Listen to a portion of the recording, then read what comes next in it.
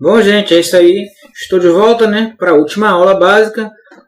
Vai ser um pouco diferente, né, esse vídeo, porque ele vai ser mais abordando, né, a parte teórica da capoeira, né, que é importante, né, para você que é corda branca saber dessas coisas, né, que é como se portar na roda, as regras básicas da roda, né. Apesar de cada grupo ter suas regras internas, mas existem algumas que não variam muito, não, tá? Então, eu vou tentar mostrar aqui para vocês baseado na apostila de corda branca do meu grupo. Então, eu devo lembrar que as regras que eu vou mostrar é as que são usadas no meu grupo, né? Não quer dizer que são as regras universais e imutáveis e nunca vai ser diferente, né? Porque, como eu faço vídeo para vários capoeiristas, então eu espero, né, ajudar, né? Eu vou repassando o que eu sei da forma que eu sei. Caso eu repasse algum equívoco, eu tenho certeza que alguns colegas vão, né, dar uma corrigida aí nos comentários, como é normal, né? Como eu fiz um vídeo e equivoquei no nome de um movimento lá, no caso, no nome da origem do movimento, e alguém lá me corrigiu, né? E assim a gente vai aprendendo, né? Porque ninguém está livre de erros. Bom, então vamos lá, vamos nos basear, né, na apostila de corda branca, que é onde tem, né, a parte teórica, né? Vamos lá, vou agora aqui abrir para vocês verem, né? Então, vamos lá. Essa é a apostila, né, de corda branca que está aparecendo na tela de vocês, tá? Aqui temos, né, na primeira página nós temos os movimentos, né, que é a primeira sequência, tá? Todos os 20 movimentos, aqui as partes, tudo por escrito, né? Temos aqui algumas fotos de alguns movimentos que são um pouquinho mais difíceis de entender, né? No caso, não são bem mais difíceis de entender, são os primeiros, né? Que é a bênção, a diferença da bênção para a ponteira, né? A aplicação, o gancho, o martelo, né? Na segunda parte, nós entramos no exercício de dupla, né? Que é aquelas coisas que a gente faz de dupla para você treinar, praticar a movimentação, né? Porque é importante você aprender a movimentar. Bater você aprende fácil. Isso aí você bate aqui, a pessoa enfia o pé, né? No primeiro chute você já consegue bater. Mas para jogar capoeira mesmo, para você ter aquela malandragem, né? Para você ter aqueles recursos da capoeira, você tem que primeiro aprender a movimentar. E é essa que é a finalidade da corda branca. Você vai aprender as coisas e aprender a executar elas.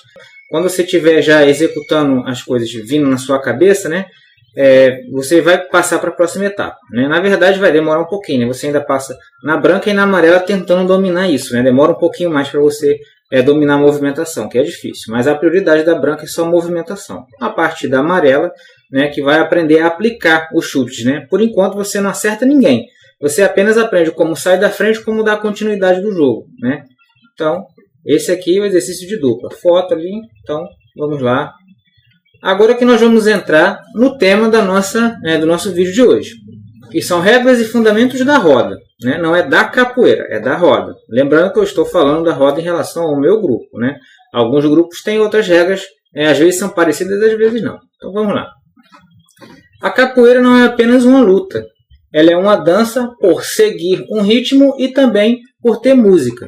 É importante eu lembrar essa parte aqui, eu frisar, né, e dizer que a capoeira não é dança pelo fato de você não acertar ninguém, como as pessoas pensam, né? Porque na verdade o chute é dado na direção da pessoa, né? Se ela não esquiva, o chute pega, né? Quando jogamos com pessoas mais iniciantes, nós temos cuidado realmente de não acertar. Mas como já jogamos de graduado para graduado, a gente solta a perna, a pessoa que tem que sair da frente, entendeu? Porque a capoeira é uma luta. Ela só é considerada dança devido a ser feita com ritmo e com música, né? Essa é a parte do elemento dança da capoeira. Ela não é dança porque ninguém acerta ninguém. Não confundam as coisas, por favor, né? Então, vamos prosseguir então, tá bom? Aqui, ó. Mas o termo correto seria jogar. Assim como se joga futebol, vôlei e outros esportes. Como capoeira se diz jogar. Certo? Então, não se diz lutar capoeira, não se diz dançar capoeira, se diz jogar capoeira. Pela mesma forma que você joga futebol e joga outras coisas. Porque é um esporte que tem regras a ser seguida, certo? Então, continuando aqui, ó. A bateria da capoeira pode conter os seguintes instrumentos, certo? Deixa eu dar uma diminuída aqui, porque ficou muito grande, né? E, pode estar meio embaçada a imagem. Pronto, diminuí. Agora, ó. Birimbau, né? Pandeiro, reco-reco. Aqui, né, tá vendo? Reco-reco, agogô e o atabaque, né? Esses são os instrumentos mais comuns na roda de capoeira. Eu já vi até triângulo na roda de capoeira, mas não é muito comum. Então, eu estou botando os mais comuns, tá bom? Ó, esses instrumentos podem estar presentes ou não, de acordo com a preferência do dono da roda. Porém, os mais comuns são esses nessa formação numa roda. Então eu vou dar o exemplo, né, de qual é a formação mais comum na roda, tá? 3 berimbaus, gunga com som mais grave, o médio com som médio e o viola com som agudo. Um atabaque e um pandeiro. A ordem que eles estão na roda também varia de roda para roda. Às vezes está os 3 berimbais, né, o atabaque do lado e o pandeiro do outro. Às vezes não, está os 3 berimbais, o atabaque e o pandeiro, ou o pandeiro e o atabaque, aí depende, né, da roda. Cada um faz a formação como quiser. Isso não interfere, né, no fundamento em si, porque você vai sair da roda no pé do berimbau, não vai ser no pé do atabaque ou do pandeiro. Então onde eles estiverem não vai mudar, entendeu? Então vamos lá. A maioria das rodas de hoje em dia começa com um toque de banguela, né, ou benguela, quem segue mais a linhagem do mestre camisa. É o toque mais lento da regional. O jogo é mais trabalhado e menos objetivo, dando prioridade à movimentação e floreio. No começo da roda, os instrumentos começam a tocar na seguinte ordem. Preste atenção. Isso aqui é o mais comum, não é o certo não.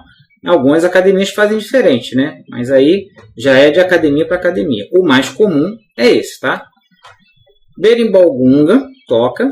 Depois o médio. Depois o viola. Atabaque. Pandeiro. Após a bateria completa está tocando, entram as palmas, que é marcada com o ritmo 1, 2, 3, todos os toques de bimba com ritmo 1, 2, 3. Só estou falando do toque de bimba, da banguela, tá? Que é toque de bimba. Aí, depois das palmas, o canto, que normalmente é quem está com o berimbau gunga que começa. Eu digo normalmente porque não é obrigatoriamente quem está no gunga cantar. De repente o mestre está no pé do berimbau e canta, de repente o mestre está em outro berimbau e canta, de repente alguém está em outro instrumento e canta. Na regional não tem essa regra mesmo fixa que só quem canta é quem está no berimbau, não, né? Vamos lá, né? Após o cara cantar, entra o coro e só após o coro começa o jogo, né? Que deve ser iniciado pelos 2 mais graduados da roda. Isso aqui também não é uma regra fixa, né? Isso é um fundamento que alguns seguem e alguns não, né? Em muitas das rodas você vê isso na Angola. Na Angola normalmente começa os 2 mais graduados, mas nem sempre, né, isso é seguido, né? Então tudo bem, não é uma regra, né? Mas você fica ligado para em alguns grupos que gostam de seguir essa regra, para você não passar vergonha. Se a corda baixa lá no pé do berimbau, quando na verdade quem tem que jogar primeiro são os 2 mais graduados, né? Então fica de olho nisso. Vamos lá. Agora tem, né, umas explicações aqui rápidas, né? Como vocês podem ver aqui, ó. Vamos lá. O jogo de banguela não tem corte. Apenas os formados podem cortar e continuar no jogo. Porém, o jogo é normalmente em duplas. Aí, observação, isso pode variar de academia para academia. Eu estou dizendo isso porque normalmente, né, essa informação eu tirei de um amigo meu que é mestre charangueiro, né, formado da linhagem do mestre bimba, e eu perguntei a ele me falou que nenhum toque do mestre bimba tem corte, todos eles são duplas. Não existe corte no mestre bimba, sai 2, joga e acabou, entendeu? Então, né, no nosso grupo nós até permitimos o corte, mas só para formados. Formados eu vou explicar depois mais na frente, tá bom? Então vamos lá. Jogo de São Bento Grande é o jogo livre da capoeira. Pode ser jogado em cima ou embaixo, jogo apertado ou mais solto. A palma é diferente e o corte ou compra do jogo é permitido. Esse São Bento Grande, escrevi só São Bento Grande, é o que o pessoal chama de São Bento Grande da Angola, né? Como ele veio primeiro, então ele é só São Bento Grande. O outro que veio depois é São Bento Grande de bimba, né? O São Bento Grande de Angola não tem uma característica específica no jogo. Essa que é a questão. Ele é livre. Se você quiser jogar embaixo, você joga. Em cima, você joga. Se você quer apertar um pouquinho mais, você pode. Se não, você pode jogar mais aberto. Isso é livre, né? É amistoso o estilo do jogo, né? Muitos acham que esse São Bento Grande é aquele jogo sempre apertado. Não, esse aí já é o São Bento de bimba, né? Vamos lá. O jogo do São Bento Grande de bimba, né? Nessa linha aqui, como vocês podem ver, ó, nessa linha, certo? O jogo do São Bento Grande de bimba é mais rápido e bem mais objetivo. Nesse jogo é onde o capoeirista demonstra sua técnica de lutador. É necessário atenção, porque os golpes normalmente passam muito rápidos e bem próximos, né? Esse é o toque que o mestre bimba usava, né, para ser uma capoeira mais luta, né, mais objetiva, né? Luta a capoeira né? Não é mais luta, não está um termo incorreto, mas ela ser mais objetiva, certo? Você fazer menos movimentação e fazer mais coisas focado na pessoa, os golpes mais perto, entendeu? E movimento que você faz é mais AU, negativa, desceu na negativa para sair, bate do chão mesmo. tudo no São Bento de Bimba é feito de forma objetiva, né?